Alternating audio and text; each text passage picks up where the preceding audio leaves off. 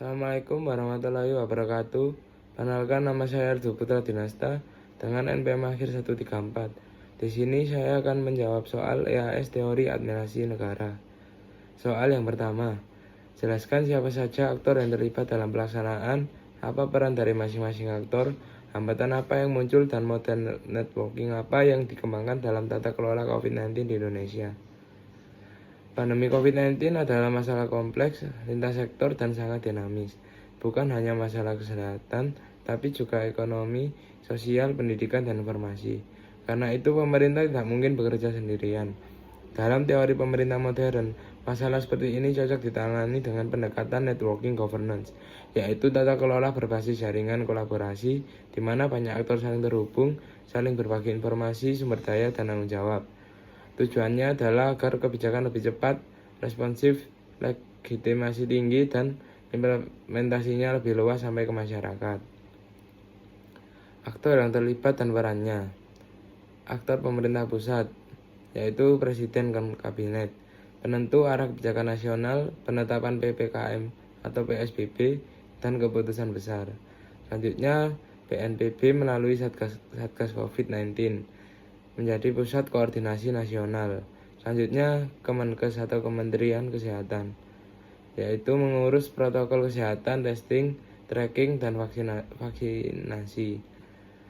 Selanjutnya, aktor pemerintah daerah, terdapat gubernur, bupati, wali kota, dan dinas kesehatan daerah. Mereka menerjemahkan kebijakan pusat sesuai kondisi wilayah dan melakukan pengawasan dan pelayanan langsung ke masyarakat. Aktor non-pemerintah, sektor swasta, CSR, dukungan logistik, penerapan protokol di tempat kerja. Organisasi masyarakat dan relawan, membantu edukasi, bantuan sosial, penyebaran informasi sampai level akar rumput. Selanjutnya media, sebagai penyebaran informasi, pembentukan persepsi publik sekaligus melawan hoaks. Selanjutnya akademisi, menyediakan riset, analisis data, dan rekomendasi kebijakan. Ini menunjukkan bahwa penanganan COVID-19 bukan kerja satu aktor, tetapi kerja multi stakeholder. Yang selanjutnya, hambatan dalam networking governance. Walaupun konsepnya bagus, praktiknya tidak selalu mulus. Ada beberapa hambatan. Yang pertama, koordinasi dan sinkronisasi. Hubungan pusat daerah kadang tidak sinkron, kebijakan berubah cepat sementara daerah punya kapasitas berbeda. Akhirnya terjadi perbedaan kebijakan antar wilayah. Yang kedua, permasalahan data. Awal pandemi sempat terjadi masalah validitas dan integrasi data kasus. Padahal data itu penting untuk pengambilan keputusan cepat. Yang ketiga, partisipasi masyarakat. Tidak semua masyarakat patuh protokol kesehatan.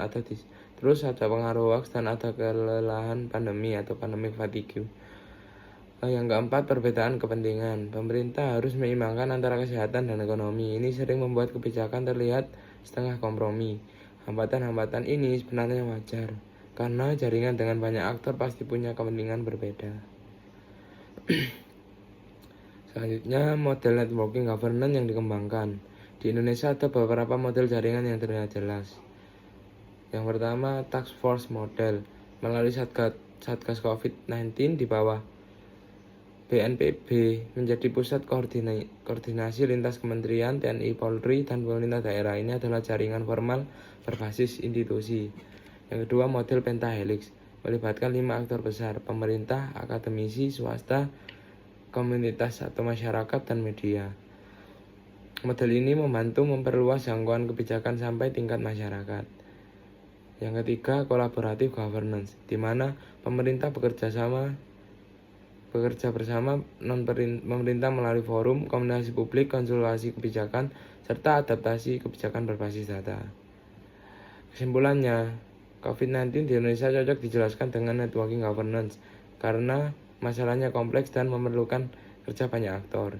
Selanjutnya, aktor yang terlibat sangat luas: pemerintah pusat, daerah, swasta, masyarakat, akademisi, dan media.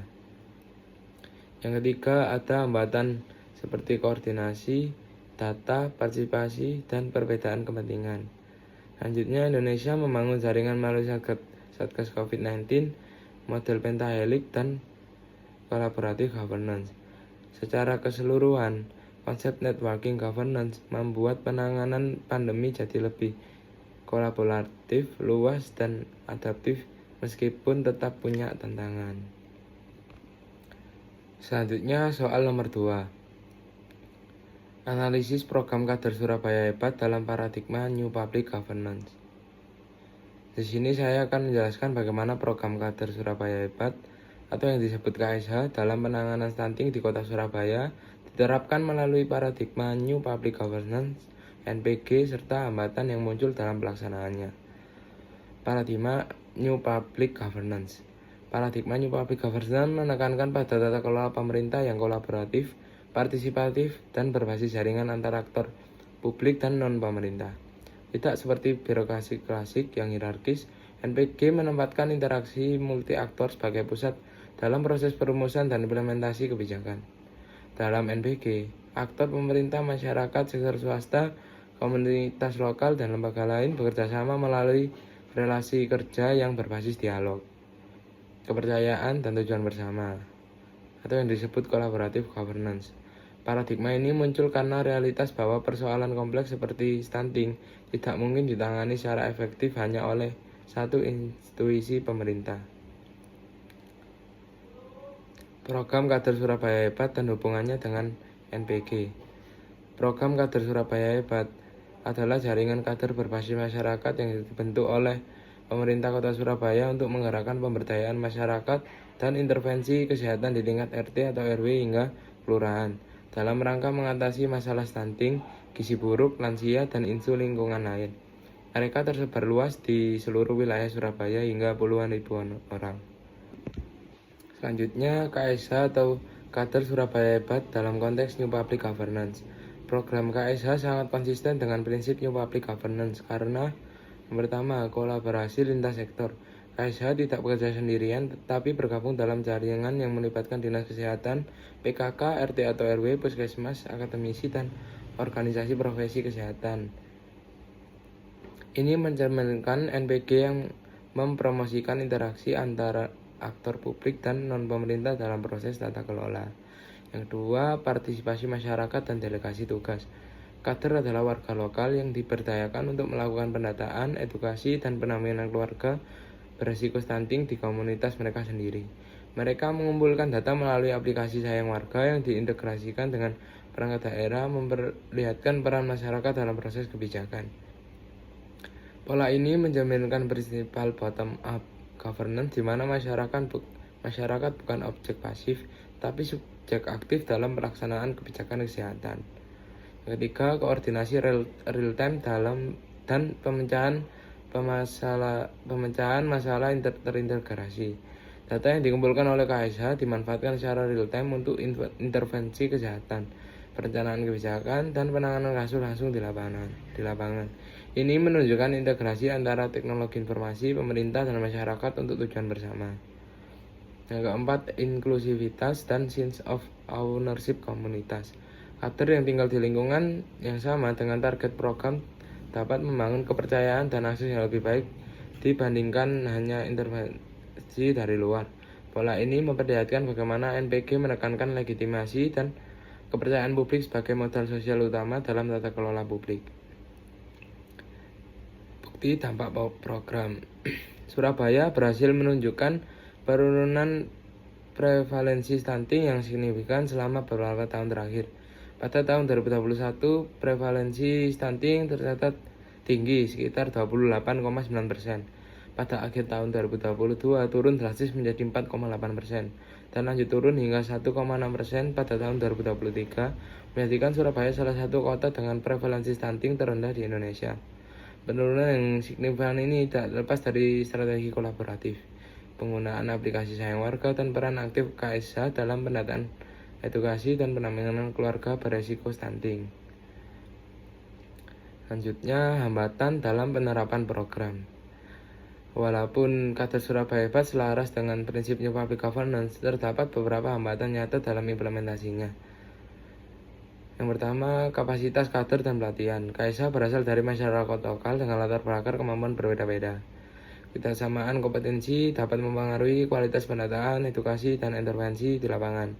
Program pelatihan diperlukan secara keberlanjutan untuk menjaga konsistensi kualitas kerja kader.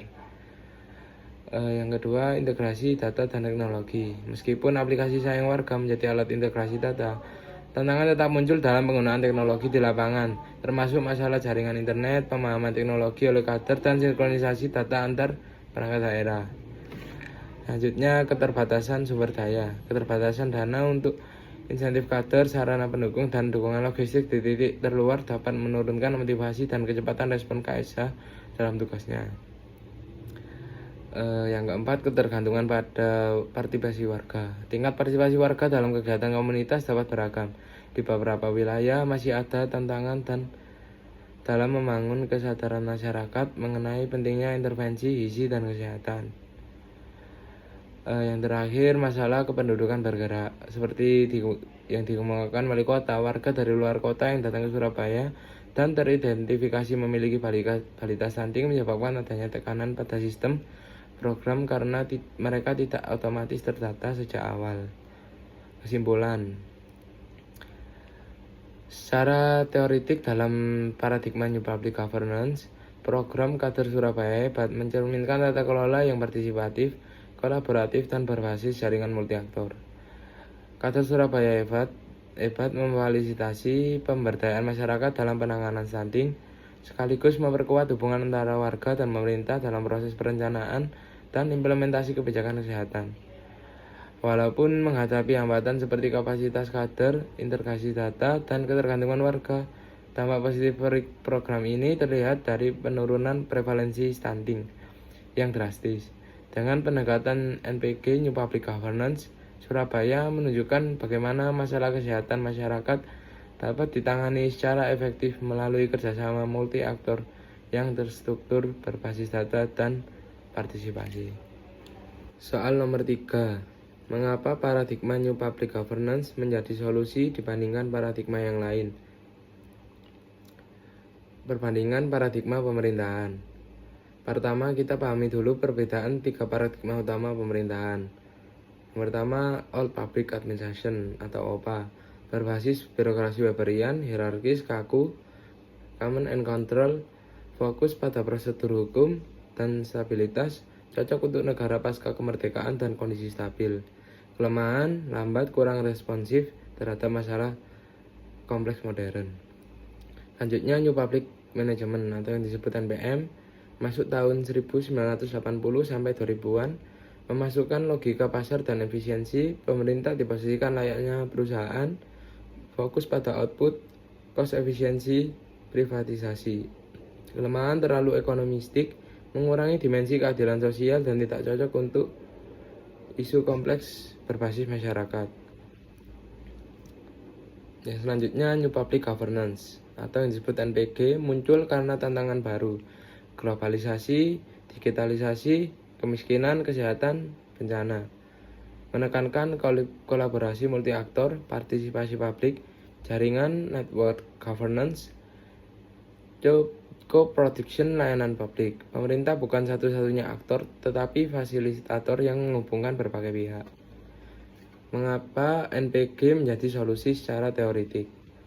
Secara teoritik, NPG dianggap lebih relevan karena yang pertama, masalah publik sekarang bersifat kompleks. Masalah seperti kemiskinan, kesehatan, urbanisasi, pendidikan, lingkungan, dan stunting tidak bisa diselesaikan oleh pemerintah saja. Masalah sekarang bersifat multisektor, dinamis, butuh respon cepat, melibatkan banyak kepentingan. NPG menyediakan platform kolaborasi antara pemerintah, masyarakat, swasta, NGO, akademisi, dan media. Yang kedua, menguatkan demokrasi dan legitimasi kebijakan. NPG memberi ruang partisipasi warga, konsultasi publik, pelibatan komunitas lokal. Hal ini membuat kebijakan lebih legitimasi, diterima masyarakat, dan lebih sesuai kebutuhan nyata. Yang ketiga, lebih adaptif dan fleksibel. Berbeda dengan birokrasi lama yang kaku, NPG memanfaatkan jejaring sosial, sistem digital, dan pertukaran data lintas sektor sehingga lebih responsif terhadap perubahan cepat. Yang keempat, memberi nilai publik, bukan sekedar efisiensi. Jika NPM fokus pada efisiensi, NPG fokus pada keadilan, keberlanjutan, dampak sosial, dan nilai publik. Jadi orientasinya bukan hanya murah dan cepat, tapi juga bermakna dan berkeadilan. Selanjutnya, contoh empiris berbasis data. Contoh pertama yaitu kasus Indonesia program penanganan COVID-19. Pandemi COVID-19 menunjukkan pentingnya NPG. Penanganan bukan hanya pemerintah tetapi jaringan besar antara pemerintah pusat, daerah, TNI Polri, tenaga kesehatan, relawan, universitas, media, dan sektor swasta. Indonesia berhasil menurunkan angka kasus secara bertahap setelah kolaborasi antar sektor semakin kuat, misalnya melalui Satgas COVID-19, percepatan vaksinasi berbasis komunitas, serta kolaborasi pemerintah, fasilitas kesehatan, masyarakat. Ini menunjukkan model network governance bekerja. Yang kedua yaitu kasus Surabaya penurunan stunting. Surabaya menjadi salah satu daerah dengan penurunan stunting paling signifikan di Indonesia. Keberhasilan ini salah satunya karena kolaborasi pemerintah, kader Surabaya Hebat, puskesmas, akademisi kesehatan, dan organisasi profesi, teknologi aplikasi sayang warga. Ini contohnya NPG, masyarakat bukan objek tetapi subjek aktif. Contoh internasional singkat, beberapa negara Skandinavia seperti Denmark dan Finlandia menggunakan model governance kolaboratif untuk pelayanan publik sehingga memiliki pelayanan sosial stabil, tingkat kepercayaan publik tinggi, dan sistem kebijakan responsif. Ini memperkuat bukti bahwa NPG efektif secara global. Kesimpulannya, secara teoretik dan empiris, New Public Governance menjadi solusi paling relevan dibandingkan paradigma lama. Karena, yang pertama, masalah publik sekarang kompleks dan butuh kerja kolaboratif. Yang kedua, memberikan ruang partisipasi dan memperkuat legitimasi. Yang ketiga, lebih fleksibel, adaptif, dan responsif. Yang keempat, berorientasi pada nilai publik, bukan semata efisiensi. Yang kelima, sudah terbukti secara empiris baik di Indonesia maupun internasional. Dengan NPG atau New Public Governance, pemerintah tidak lagi bekerja sendirian, tetapi membangun jaringan, sinergi, dan partisipasi masyarakat untuk menghasilkan kebijakan yang lebih efektif dan manusiawi. Sekian dan terima kasih.